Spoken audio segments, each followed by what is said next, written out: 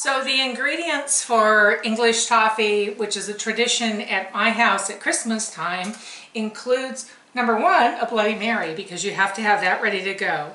And then you're going to pre-grease a pan with some Crisco so that it's ready to go when the English toffee is ready, because when it is ready to pour, you have no time.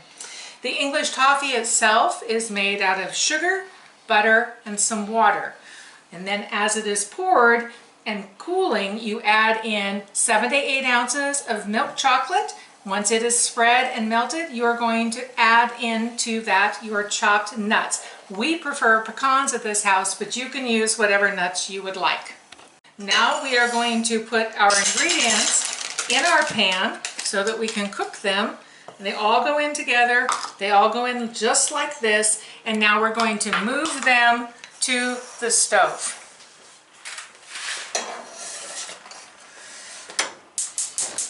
We will begin cooking it on low or medium low until we get the butter and everything to melt.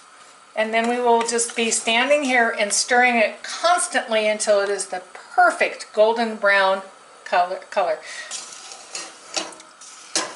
It takes a few minutes for the butter to start to melt, but you always start with cold butter. You don't ever want to start with melted butter. It will not work that way. So you have to start it this way and be patient with the process.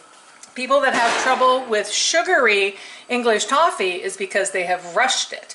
So proper English toffee takes a lot of time, a lot of shoulder grease, more shoulder than elbow, and you just keep working it until it is done.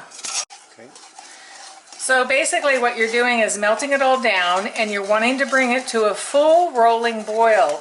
And people get scared of the full rolling boil with butter and sugar and water, but basically you're cooking the water off the sugar that you had to melt a little bit to get started, and you're cooking the water off of the butter, so that all you end up with are the butter fats, the butter solids, and delicious sugar to make your caramel. Delicious. This is a favorite with my family. They wait every year for Christmas for Mama to make English toffee. It is not at a full rolling boil yet, but it's getting close. And when it does, it will start to look like this. Coming up, bubbling, bubbling, bubbling. But you have to continue to stir the entire time. You cannot let it sit on the bottom, or you will have burnt caramel and burnt English toffee, and you don't want that. So we are going to continue to stir it. Your pan has to be big enough because it is going to come up quite a ways in your pan. So make sure you have allowed for enough space in your pan. See how it starts to get a little thicker? It gets thicker and it gets big and full and fluffy, and then eventually it will start to collapse on you and you're thinking, oh no, what has happened? But it'll be getting, when the water has been boiled out of it, it will start getting down to more of a caramelization process, and you will start to see it start to darken. And you have to hit a medium golden brown. You don't want a dark brown, that's not good. And too light is going to be a kind of too sugary a toffee. Although it's delicious and people will eat it anyway. I'm just kind of like trying to make mine perfect, but that's because you guys all know who I am. I try to make everything perfect. So, have I failed? Sure. Do they eat it anyway? You bet. Because why? It's homemade candy. As Dad says. All in all, the process takes 20, maybe 25 minutes. It moves pretty quickly. As you can see, I don't know if you're noticing, but there's a slight change in color that is already happening. It's not quite so white and yellow. It's starting to get kind of a dingy appearance to it. And then eventually it'll start getting golden. But we're not there yet. See the color changing? This happens very quickly. So when it's starting to change, you need to be ready for it. This is not something you can walk away from and grab your Bloody Mary. It waits for you till afterwards when you can say, ta-da, I'm done. Now, right now, see when I'm spinning it, it starts to separate. That's a good thing. That's nothing wrong with that. That's just fine. You just keep spinning it and stirring it because you're blending and spinning sugar and butter together. And we're looking for a medium golden brown, not a dark blonde. So we're going to keep going for a little bit. Keep in mind it will continue to cook when you put it on the baking sheet, just like when you take stuff out of the microwave, it continues to cook. When you're boiling butter and sugar, it will continue to cook as well. See the difference? Turn it down just a little. Doesn't hurt to move it off the flame. If you think it's getting too warm, you can move it over here and stir for a while. Your pan stays hot, and then you can bring it back. See the pretty caramel color we're starting to get? We're getting pretty close. I like to go just a little further than this because I want to make sure my sugar is not going to be crystally in the candy. I want to make sure it's a nice toffee crunch.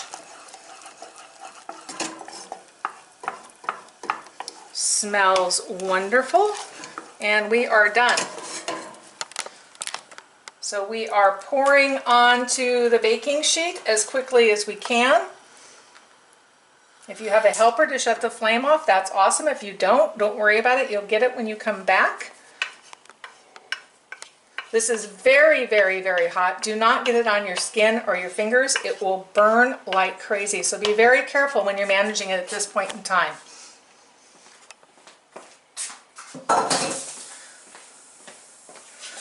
You're going to shake it around a little bit to even it out. It is spread evenly because you have the nice greased butter sheet underneath it. And you have your English toffee. You're going to move it back over here and let it cool just a few minutes before you add your chocolate. All right, so it has formed a little skin on it, and now we're just going to pop off our chocolate onto the top of it so that it can melt. You can see it's starting to melt. And I've tried using dark chocolate, not my favorite. It seems like, even though that's my favorite chocolate to eat, it seems like this recipe works best with a milk chocolate. So we're just going to move it around, help that chocolate melt. Still feel the heat radiating up. You can pre-melt your chocolate if you want to and then pour it on. So while it finished melting, I grabbed a spatula because I don't want to have my fingers in the very last bit of it while we finish off the top of it and get all the chocolate melty and pretty. And then we have a sip of our Bloody Mary because that's how we cook in the Tribbett house.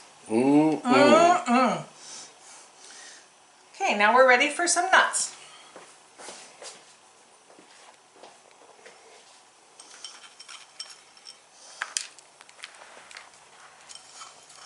Like I said, I'm using pecans. You can use whatever you want to use. You can use walnuts, slivered almonds. You can use the slivered almonds if they're toasted. I wouldn't do them if they weren't toasted. You can use almond slices. Now, we're going to refrigerate this for just a bit. So I have put some hot pads, because you don't want to put a hot dish on glass in your refrigerator. So I have some hot pads sitting in there waiting, and we're going to refrigerate this. And we're just going to forget about it for a little while. And while we forget about it, we're going to have our Bloody Mary, and we're going to turn our Hallmark movie back on and wait for it to chill. Okay, we've waited a half an hour, maybe 45 minutes. It doesn't matter. You just want to wait until your candy is ready to crack. And then you're going to want to lift it off the edges, and then you're just going to start cracking your candy. So when you start cracking your candy, you certainly need to, of course, taste the peas. Delicious. Delicious. And then you're just going to keep cracking it until you have it all cracked and ready to go. And then you'll grab a pretty plate to put it on for the holidays. And you just want to put your candy on your plate for the holidays. And then you have got your candy made. So today we made English Toffee from scratch, and it came out delicious.